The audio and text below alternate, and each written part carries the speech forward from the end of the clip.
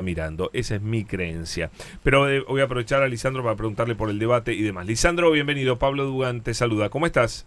¿Qué tal, Pablo? Buenas tardes, un gusto charlar con vos Te, nuevamente. te escucho medio mal. Si tenés, si A podés. ver. Ahí mucho mejor, ¿eh? ¿Mucho mejor? Genial. Sí, lo más cerca del micrófono posible. Sí, buenas tardes, un gusto charlar con vos nuevamente. Lo mismo digo, Lisandro. Bueno, a ver, no tenés ninguna duda que la bronca es el principal motivador de gran parte del voto de Milei.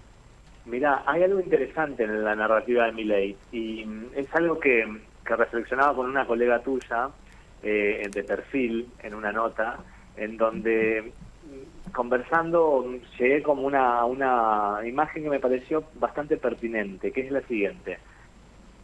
Javier Milei no setió la agenda del odio, no tiene una gran maquinaria de instalación de narrativas. Lo que hizo, bajo mi humilde modo de ver y viendo algunos casos de cómo se trabaja narrativas, es se encontró en la misma plaza que 7 millones de personas. Encastró. Dicho de otra manera, encarnó de forma creíble, verosímil, porque cuando él se enoja, le creen que está enojado, encastró de forma verosímil ese dolor social, que es un dolor social que no es marginal, está en el centro de la escena. Ok. Ahora, se queda en el vehículo de la bronca. O sea, el tipo dice, yo tengo bronca, bueno, este es mi voto bronca.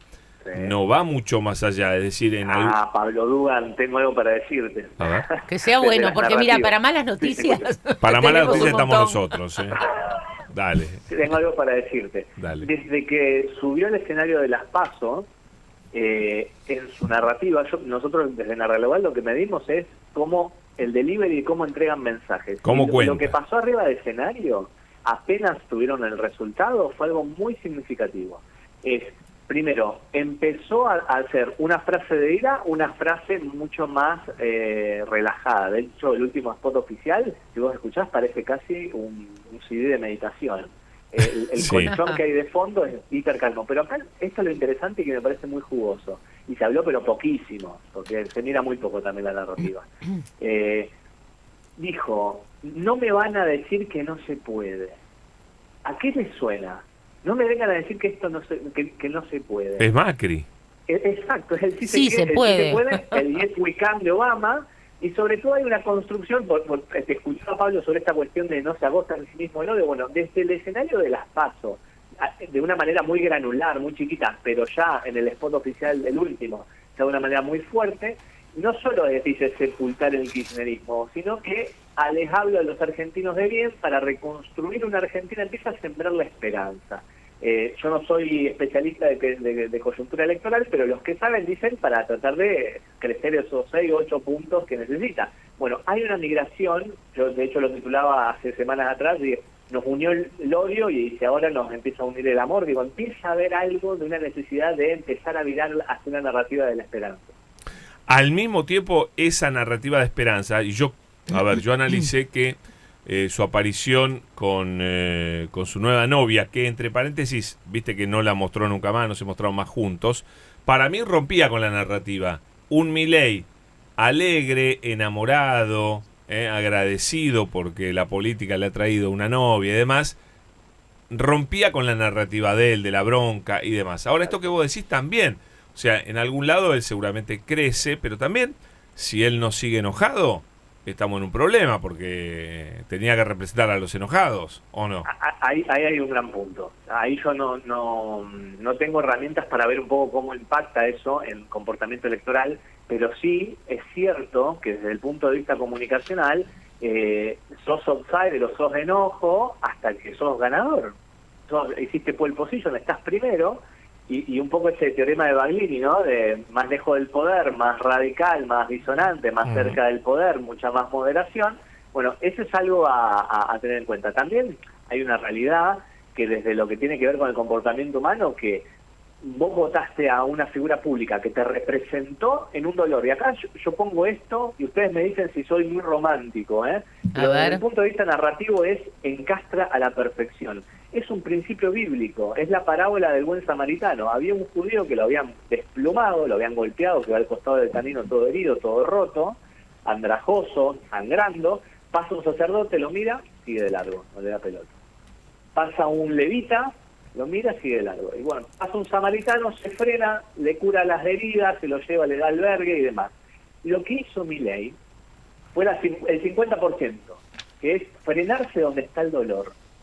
Y cuando alguien te cura, cuando alguien te mira cuando estás herido, y hay evidencia científica que el dolor social se aloja en la misma parte del cerebro y la misma intensidad. Cuando te dicen, sos un hijo de puta, sos una hija de puta, cuando te lo dicen con ganas y con carga, duele lo mismo y duele parecido que un esguince de tobillo. Cuando hay dolor social masivo y hay uno que se para a mirarte y te encarna esa narrativa, no para sanarte quizás, como en la palabra del buen samaritano, sino para llenarte de ira y de venganza, que puede llegar a ser esta encarnación hasta las PASO de Milei, es muy difícil que eso se desacelere. Miralo humanísticamente, ¿no? Esa cuestión de donde otros siguieron de largo o lo minimizaron a un dolor social real que hay en la sociedad argentina, me cuesta, y esto ya empiezo a hablar como ciudadano, me cuesta creer que haya una desaceleración o un cambio de la representatividad, porque es realmente... Yo creo que la única forma, siguiendo un poco tu análisis, no es, por supuesto, criticando a Milei, porque ahí no ganas nada, está clarísimo. Ahora, si vos empezás a trabajar sobre el verdadero motor de este voto, que es la bronca, y de repente le demostrás un poco, ¿no? Y esto, por supuesto, no sé el resultado, pero empezás a mostrar interés, lo empezás a mirar, le empezás a dar algún beneficio, lo tenés más en cuenta, las personas están hablando de eso más que hablando de la bronca y demás. Yo creo que eso algo cambia. Si alcanza o no alcanza, no sé, no soy mago, pero hoy la verdad es que la discusión en las redes la coparon las medidas de Massa mucho más que las cosas de Milei. De Milei, últimamente, creo que lo dice Carlos Pañi, hoy, a Milei hoy lo nombran más que hace 2 semanas, pero la mayoría de las menciones son negativas ahora. Muy interesante. Y acá sumo a tu mirada, que es hasta semanas después de las PASO, de hecho en los discursos de escenario tanto de Bullrich como de Massa, era achicar distancias con Milei. Y yo decía, se están comiendo el caramelo de vuelta. ¿Por qué? Porque es achicar distancias con el territorio. Claro.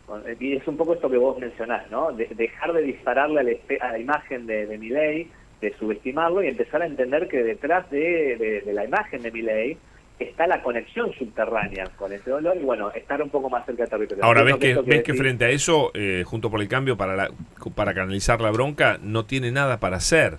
En cambio, Unión por la Patria sí, porque tiene la manija del gobierno y puede tomar medidas. Claro, bueno, ahí el tema en el caso de Juntos por el Cambio, que es un poco que se ha hablado y mucho, es cuál es la versión de cambio que cuentan, siendo que ya hay un posicionamiento tan grande desde el... Ahora, vos que sos experto en narrativa, ¿me puedes explicar la narrativa de Patricia Bullrich? Ha fluctuado. Porque la verdad pero es que es mago, es mago. O sea, ese asesor no es mago. Ha fluctuado mucho. De hecho, ha sido una narrativa muy exitosa para la interna. Claro. Que entonces realmente quemó naves de manera temprana, y lo que sí te puedo decir cuando analizamos un poco todo el arco que sucedió de las PASO y lo que está empezando a comunicar ahora el equipo técnico de comunicación de Patricia Bullrich, es que hay una larretización de la comunicación. No lo sé, no estoy en el búnker, no sé, pero ¿hay una qué, perdón? Una larretización. Se empezó a larretizar la comunicación de Patricia Bullrich.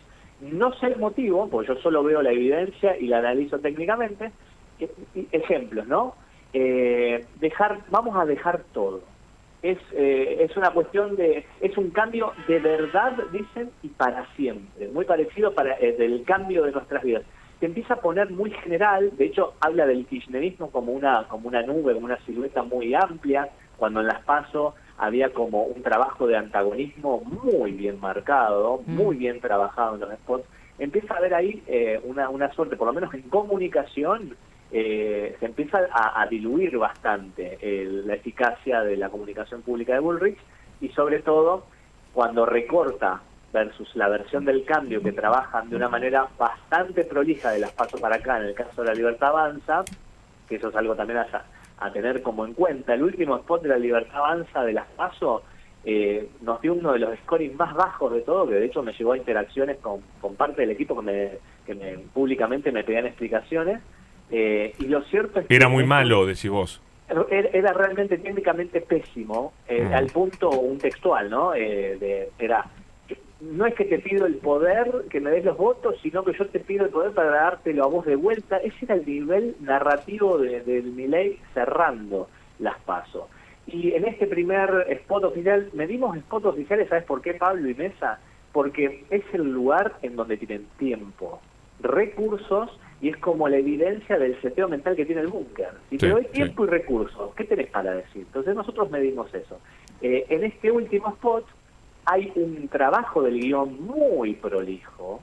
De hecho, son cápsulas de 10 segundos donde habla Javier Milei, 10 segundos donde habla Villarruel, 10 segundos Milei. El guionado está muy bien trabajado, hay mucho trabajo de guión, y bueno, también algo de eso se vio en el debate en el caso de Villarruel, ¿no?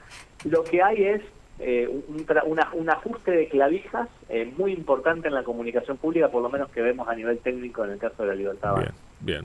Lisandro, la seguimos. Gracias, querido. Un abrazo. Un gusto, Pablo. Un abrazo grande. Que andes bien. Lisandro Breganta, asesor de narrativas públicas, señores. 7:15. No más. No